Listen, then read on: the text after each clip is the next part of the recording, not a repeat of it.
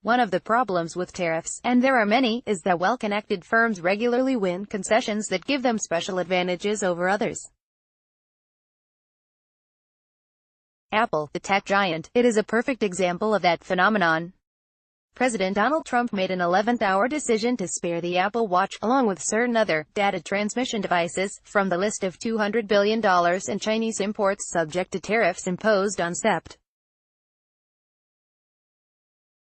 24.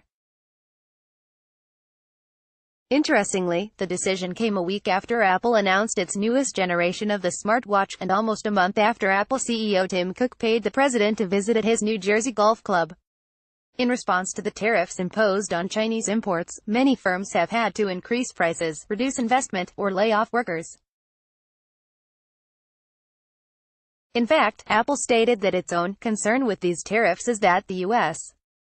will be hardest hit, and that will result in lower growth and competitiveness, and higher prices for U.S. consumers. Yet, somehow, Cook won concessions for key Apple products. This isn't the first time Cook was able to secure his company an exemption, however. During the first round of tariff negotiations, in June, the iPhone and other consumer electronics joined the slate of other goods for fresh tariffs. Despite being China's most valuable export category to the U.S., key electronics, including the iPhone, were notably spared at the last minute. Not every business has been as lucky as Apple, even though the logic that tariffs harm domestic consumers and, therefore, domestic companies, surely applies to others. Trump has said that small business owners are the engine of American prosperity, though his trade policies have been the engineering equivalent of pouring water in the gas tank. Tariffs place additional burdens on domestic firms, who must pay more for input materials, and in response, must raise prices to their customers. As is evident with Apple, large companies with political sway have the ability to get key exemptions, while small businesses are left without protection from tariffs' consequences.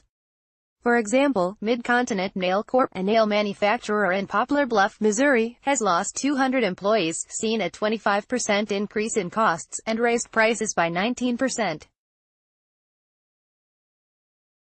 Other small businesses, such as Howard McRae, Duncanson Growers, Highlands Family Farm, and Schaefer's, have argued that imports are integral to their businesses and that tariffs have increased their production costs.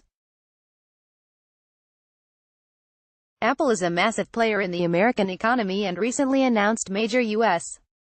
investments, $350 billion, a new headquarters, and 20,000 jobs, in response to Trump's tax cuts. Cook has worked closely with the president and advised him of the disruptions that would result from tariffs on consumer products. Larry Kudlow, the top White House economic advisor, has described a symbiotic relationship between the Apple CEO and the administration. He was very helpful in making some suggestions, and I might also add he loves the tax cut and tax reform, Kudlow told CNBC after an April meeting in the West Wing. It makes sense, then, that the president would protect Apple and other tech firms from the growth-slowing consequences of his tariffs. However, many small businesses are losing out because of those reckless policies, as they do not have a line to the president's ear or the political capital to protect themselves. Tariffs are an ineffective tool to combat trade abuses because they harm the people at home and disrupt the supply chains that American businesses rely on.